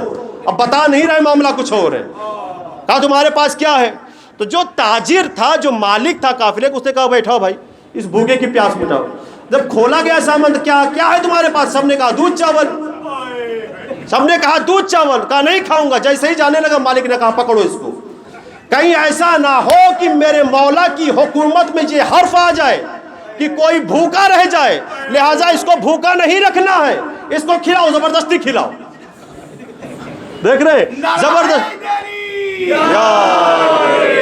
لوگوں نے زبردستی کو ٹھسا کے کھلایا. کھاؤ، بھوکے رہ جاؤ گے، مر جاؤ گے، صحت خراب ہو جائے گی. اب جب کھا کے واپس پلٹا، کوفے میں آیا تو سامنے مولا مل گئے. توجہ رکھیے گا، سامنے مولا مل گئے. مولا نے کہا کیا ہوا؟ تو اس نے بات بدل دی. یعنی مولا نے پوچھا بھی نہیں وہ سوال، اس نے کہا میں نے دودھ چاول نہیں کھایا ہے. مولا نے مسکرا کے کہا دودھ چاول بھی کھایا، مار بھی کھائی ہے. مجھے 4 مصرے یاد آ گئے کہ علی کے نام پہ تقیہ کیا نہ کیا. علی کے نام پہ تقیہ کیا نہ کیا. پھر کیا ہے ایسے شخص کا جیا نہ جیا. تیسرا اور چوتھا دیکھیے گا. ابھی بھی وقت ہے مولائیوں میں آ جاؤ، ورنہ پھر حیات نے موقع دیا نہ.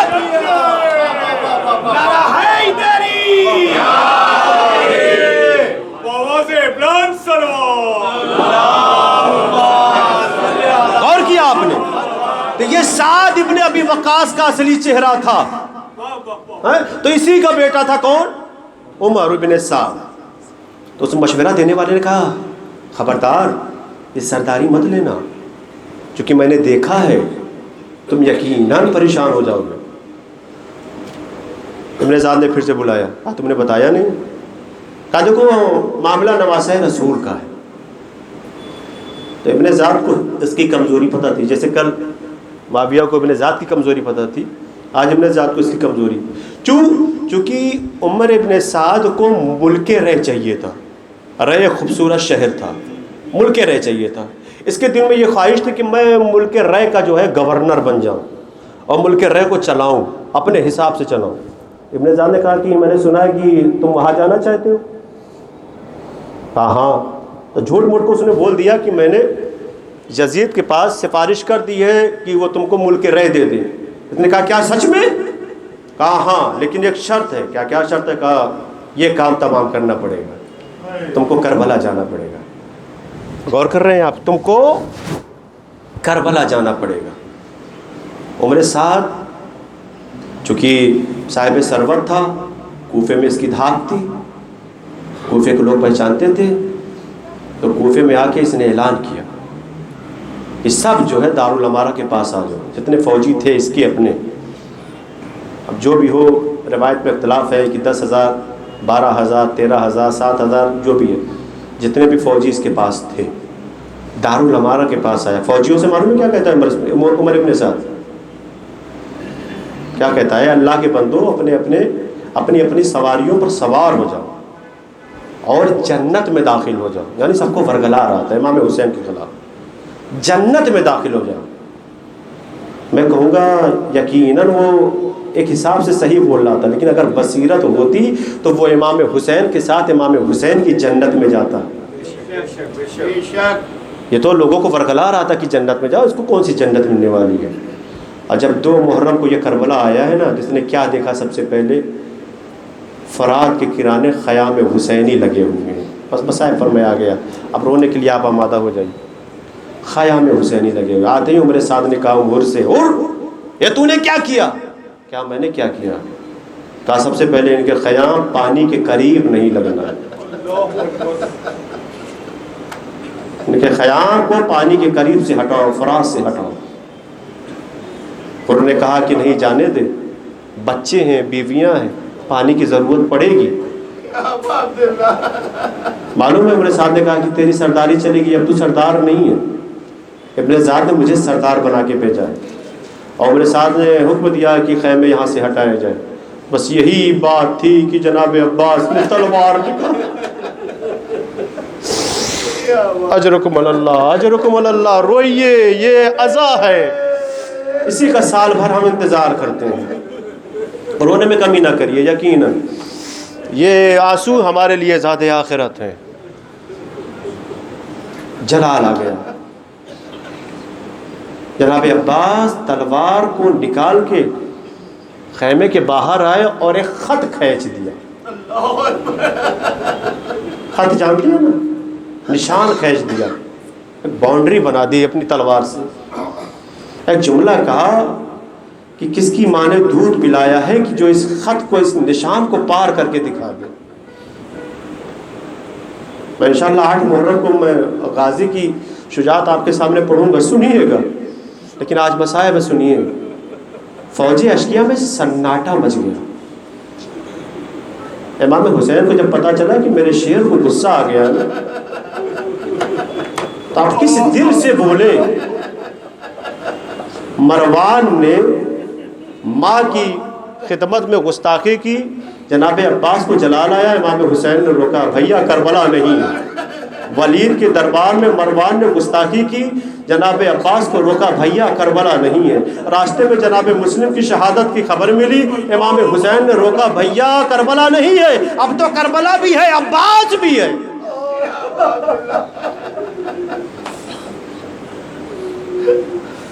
اجرکم اللہ۔ امام حسین علیہ السلام وقت کے امام ہیں، بہت سی روایت پڑھ دی جاتی ہے، انشاءاللہ یہ سب میں 8 کو عرض کروں گا۔ امام حسین نے کہا، عباس تلوار کو نیام میں رکھ لو۔ جناب عباس نے تلوار کو نیام میں رکھی ہے، لیکن اپنی جگہ سے ہٹ نہیں رہے ہیں۔ بتائیے یہ کیسے ہو سکتا ہے کہ فوج کے کمانڈر کے سامنے خیمے ہٹائے جائے اور کمانڈر کھڑا ہو کے دیکھتا رہے، علمبردار کھڑا ہو کے دیکھتا رہے؟ خیمے ہٹا دیے گئے۔ آج شب 3 محرم ہے، 2 سے 3 جملے سنیے۔ آج شب 3 محرم ہے۔ شب 3 محرم میں معلوم ہے کس کے مسائل پڑھے جاتے ہیں؟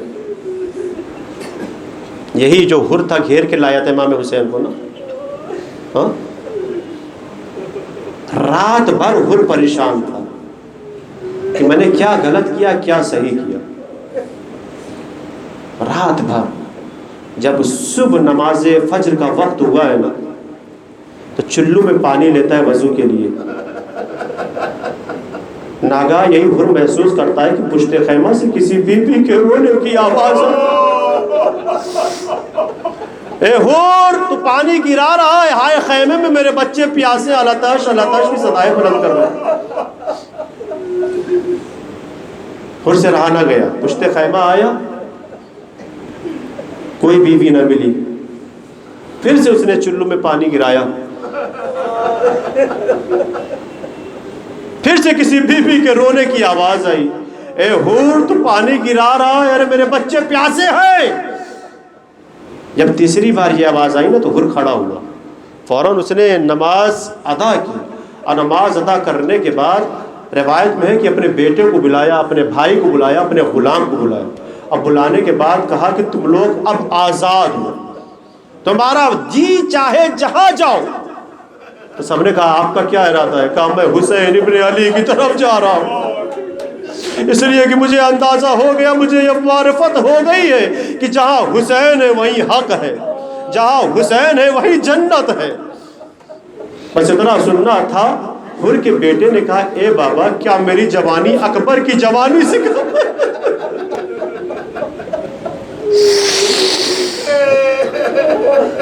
اجرکم اللہ، مولا آپ کو کوئی غم نہ دے سوائے غم سید الشہداء کی۔ روایت میں ہے کہ بیٹے کو بھی لیا، بھائی کو بھی لیا، غلام کو بھی لیا۔ ایک بات میں واضح کر دینا چاہتا ہوں، ہر رات کی تاریکی میں نہیں آیا ہے، ہر دن کے اجالے میں آیا ہے، اور فوج اشکیا کو بتا کے آیا کہ دیکھ میں حسین کی طرف جا رہا ہوں۔ اور جب ہر آنے لگے نا، تو میرے ساتھ نے للکار کے کہا تھا، چلا کے کہا تھا، اے ہر کدھر جا رہا ہے تو؟ ہر نے کہا تھا، میں حسین ابن علی کی طرف جا رہا ہوں۔ تو میرے ساتھ کے یہی جملے تھے، کیا حسین ابن علی نے تم کو جنت دکھا دی؟ ہر نے کہا، ہاں میرے آقا نے مجھے جنت دکھا دی، جو اب تک میں جہنم سے تھا، میں جہنم سے نکل کر جنت کی طرف جا رہا ہوں۔ اب میں تجھے بھی یہ نصیحت کروں گا کہ تو باز آ جا اپنے کام سے، چونکہ یہ نواز رسول کا معاملہ ہے، دکھا کے لوگوں کو بتا کے حور آیا ہے۔ اور جب امام حسین علیہ السلام کی طرف بڑھ رہا تھا نا، امام حسین بھی آمادہ ہو گئے استقبال کے لیے کہ آج کوئی مہمان ہماری طرف آ رہا۔ قریب بلایا بیٹوں کو، کہا ان ہاتھوں کو باندھ دے، یہی ہاتھ ہے جو حسین ابن علی کو گھیر کے کربلا کے میدان میں آنکھوں پہ پٹی باندھ دے، چونکہ یہ آنکھیں حسین ابن علی کو دیکھ نہیں سکتی ہیں۔ دھیرے دھیرے قریب ہو رہے ہیں خیام حسینی کے۔ حر نے کہا کہ مجھے بتاتے رہنا آگے آگے کیا معاملہ ہے۔ ایک مرتبہ بیٹے نے کہا اللہ اکبر۔ حر نے کہا کیا ہوا؟ کہا اے بابا حسین کا بیٹا علی اکبر ہمارے استقبال کے لیے آ رہا۔ اجرکم اللہ اجرکم اللہ۔ دوسری بار پھر بیٹے نے کہا اللہ اکبر۔ حر نے کہا اب کیا ہوا؟ اب تکبیر کیوں بلند کی؟ کہا حسینی فوج کے علمبردار ہمارا استقبال کرنے کے لیے۔ اور تیسری بار جب بیٹے نے تیز تکبیر بلند کی تو کہا اب کیا ہوا؟ کہا خود حسین ابن علی ہمارا استقبال کرنے کے لیے آ گئے۔ اجرکم اللہ اجرکم اللہ۔ کہا جب آقا حسین قریب آ جائے تو مجھے بتا دینا۔ یہ حر ہے، پہچانیے حر کو، کس طریقے سے حر ہو گیا، حر آزاد ہو گیا۔ بیٹے نے کہا بابا حسین ابن علی سامنے آ گئے۔ فوراً حر نے اپنے آپ کو گرا دیا امام کے قدموں میں، اے مولا گستاخی معاف ہو، یہ آل محمد ہیں، یہ کریم ابن کریم ہے، یہ معاف کیوں نہیں کریں گے؟ فوراً بازوؤں کو پکڑ کے اٹھایا، کہا اے حر میں نے بھی معاف کیا، میرے خدا نے بھی معاف کیا۔ اے حر تو دنیا میں بھی آزاد ہے، آخرت میں بھی آزاد ہے۔ جب یہ بات خیمے میں پتہ چلی کہ حر ہماری طرف آ گئے نا، تو جناب زینب کو پتہ چلا تو فضہ سے کہا اے فضہ جا کے حر کو کہہ دے علی کی بیٹی سلام۔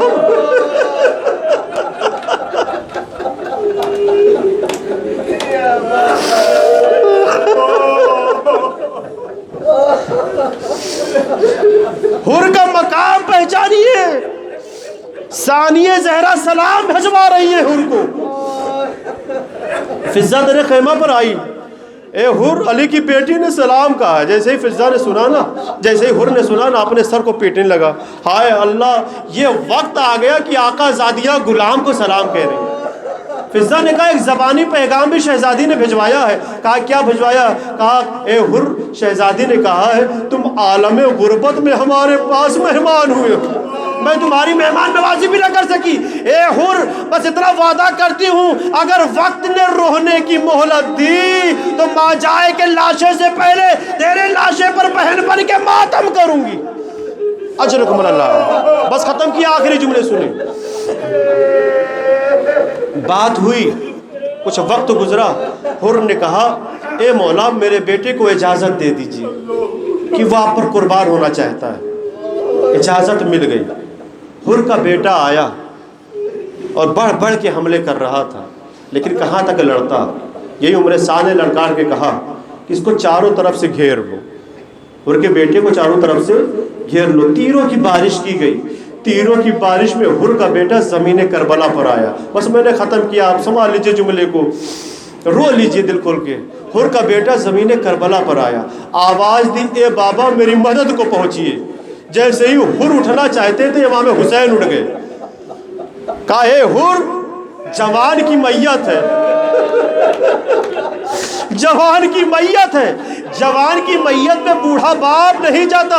میں کہوں گا اے مولا آج آپ نے حر کو روک لیا، ارے جب علی اکبر گولے سے زمین کربلا پر آئیں گے آواز دیں گے جا بتا ہو ادرکنی، اے مولا تب کون ہوگا جو آپ کو تسلی دے گا، جو آپ کو تشفی دے گا؟ اے مولا تب آپ تنہا ہوں گے اور جنازہ علی اکبر ہوگا۔ انا للہ و انا الیہ راجعون، رضا بقضائہ و تسلیما لامرہ، الا لعنۃ اللہ علی القوم الظالمین۔ बारिला बेहक मोहम्मद वाले मोहम्मद मुख्तसर सी इबादत को कबूल फरमा। बारिला बेहक मोहम्मद वाले मोहम्मद हमारे गुनाह कबीरा सगीरा को माफ़ फरमा। बारिला बेहक मोहम्मद वाले मोहम्मद जो परेशान आन उनकी परेशानियों को दूर फरमा। बारिला बेहक मोहम्मद वाले मोहम्मद जो बीमार उनको शिफाए कामिला व आजिला अता फरमा। बारिला बेहक मोहम्मद वाले मोहम्मद जो मकरूज़ है उनके कर्ज़ को अदा फरमा। बारिला बेहक मोहम्मद वाले मोहम्मद हाज़रीन में जो बीमार उनको शिफाए कामिला व आजिला अता फरमा। हाज़रीन की नेक ख्वाहिशात को कबूल फरमा। बारिला बेहक मोहम्मद वाले मोहम्मद जहाँ जहाँ शियाने हैदर कर्रार उनकी जान व माल जुताब उनकी हिफाजत फरमा। बारिला बेहक मोहम्मद वाले मोहम्मद उलमा हक्काम राजा करम की हिफाजत फरमा। बारिला बेहक मोहम्मद वाले मोहम्मद जहाँ जहाँ मासूमीन अलैहिस्सलाम के रोज़े मुक़द्दसात है उनकी हिफाजत फरमा। बारिला बेहक मोहम्मद वाले मोहम्मद दुश्मनान इस्लाम को निस्त व नाबूद फरमा। बारिला बेहक मोहम्मद वाले मोहम्मद मुंतक़िम खून हुसैन हज़रत हुज्जत अलैहिस्सलाम के ज़हूर में ताजील फरमा। हम सब को उनके आबा व अजसार में शुमार फरमा। रब्बना तक़ब्बल मिन्ना इन्नका अंतस समीउल अलीम। मातम हुसैन।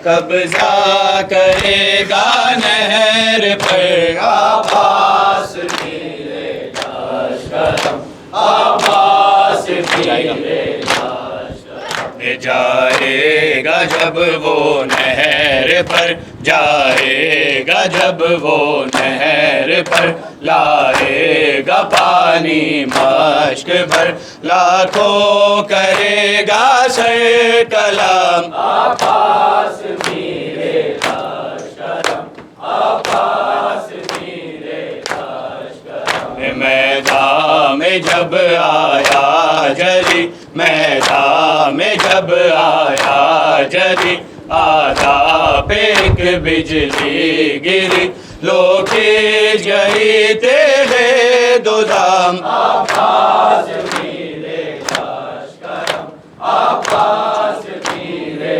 लश्करम चुल्लू में पानी भर लिया चुल्लू में पानी भर लिया लेकिन ना एक कतरा पिया खाता हूँ मैं हाथी कसम आवाज़ मेरे लश्करम आवाज़ मेरे लश्करम मेरे हबीब मेरे दोस्त करबला जा मेरे हबीब मेरे दोस्त करबला जा मेरे हबीब मेरे दोस्त करबला जा मेरे हबीब मेरे दोस्त करबला जा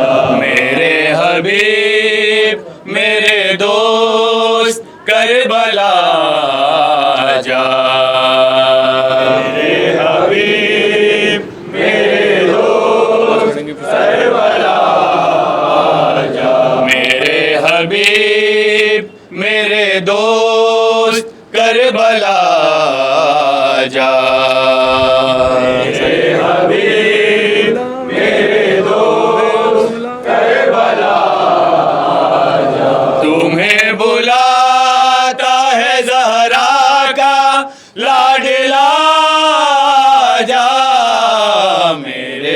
حبیب میرے دوست کربلا جا. سارے مل کے پڑھیں. میرے حبیب میرے دوست کربلا جا. تمہیں بلاتا ہے زہرا کا لاڈلا جا.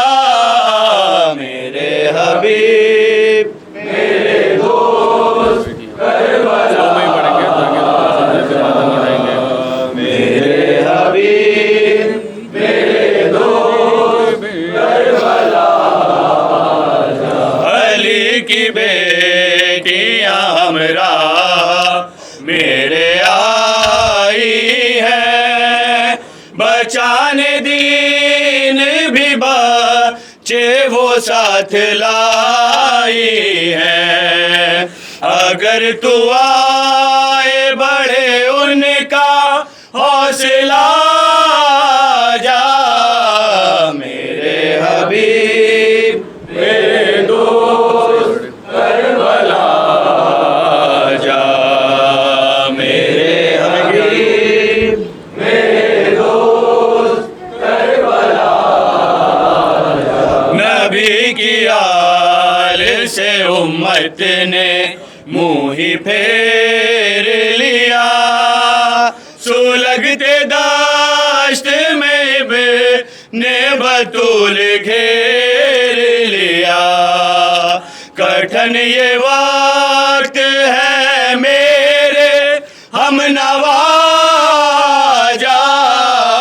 میرے حبیب میرے دوست کربلا جا. میرے حبیب میرے دوست کربلا جا. میرے حبیب میرے دوست کربلا جا.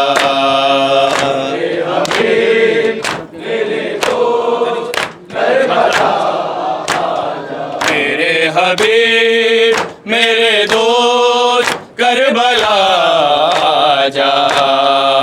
میرے حبیب میرے دوست کربلا جا. تمہیں بلاتا ہے زہرا کا لاڈلا جا. میرے حبیب میرے دوست کربلا جا. حسین میرے حبیب میرے دوست کربلا جا. تمہارے آنے سے صحرا میں مجھ کو چین ملے. تمہارے آنے سے صحرا میں مجھ کو چین ملے. ملے حسین سے تو اور تجھے حسین ملے. نہ تیرے بن مظاہر تو اب لگا جا. میرے حبیب میرے دوست کربلا جا. میرے حبیب میرے دوست کربلا جا. نبی کی آل سے امت نے منہ ہی پھیر لیا. نبی کی آل سے امت نے منہ ہی پھیر لیا. سلگتے داشت میں نے بطول گھیر لیا. کٹھن یہ بات ہے میرے ہم نوا جا. میرے حبیب میرے دوست کربلا جا. میرے حبیب میرے دوست کربلا جا. میرے حبیب میرے دوست کربلا جا. میرے حبیب میرے دوست کربلا جا. علی کی بیٹیاں ہمراہ میرے آئی ہے. علی کی بیٹیاں ہمراہ میرے آئی ہے. بچانے دین بھی بچے وہ ساتھ ساتھ لائی ہے، اگر تو آئے بڑے ان کا حوصلہ جا، میرے حبیب میرے دوست کربلا جا، میرے حبیب میرے دوست کربلا جا، میرے حبیب میرے دوست کربلا جا، میرے حبیب میرے دوست کربلا جا، امید آنے کی تیرے لگائے بیٹھا ہوں، امید آنے کی تیرے لگائے بیٹھا ہوں، میں تیری راہوں میں آ کے بچھائے بیٹھا ہوں، سہارا دینے مجھے میرے باوفا جا، میرے حبیب میرے دوست کربلا جا، میرے حبیب میرے دوست کربلا جا، میرے حبیب میرے دوست کربلا جا، میرے حبیب میرے دوست کربلا جا، توقیر اپنے وطن کو حبیب نے چھوڑا، توقیر اپنے وطن کو حبیب نے چھوڑا، زمانے سارے کو اس خوش نصیب نے چھوڑا، جو ختم مولا کا لکھا ہوا پڑھا جا، میرے حبیب میرے دوست کربلا جا، میرے حبیب میرے دوست کربلا جا، یا حسین یا حسین یا حسین یا حسین یا حسین یا حسین یا حسین یا حسین یا حسین یا حسین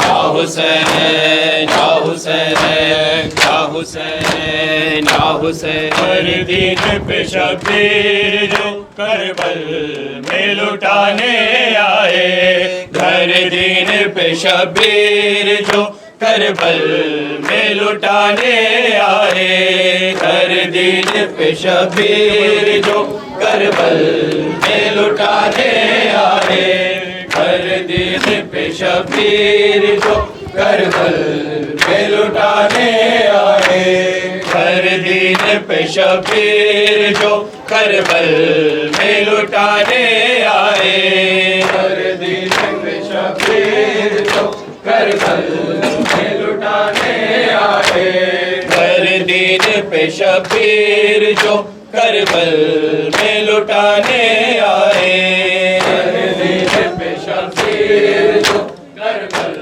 میں لٹانے آئے، ہر دین پہ شبیر جو کربل میں لٹانے آئے، بنت زہرا تیری غربت کے، بنت زہرا تیری غربت کے زمانے آئے، ہر دین پہ شبیر جو کربل میں لٹانے آئے، ہر دین پہ شبیر جو کربل میں لٹانے آئے، بنت زہرا تیری غربت کے، بنت زہرا تیری غربت کے زمانے آئے، ہر دین پہ شبیر جو کربل میں لٹانے آئے، ہر دین پہ شبیر جو کربل میں لٹانے آئے، وہ جو کہتے تھے محمد سے قرآن ہے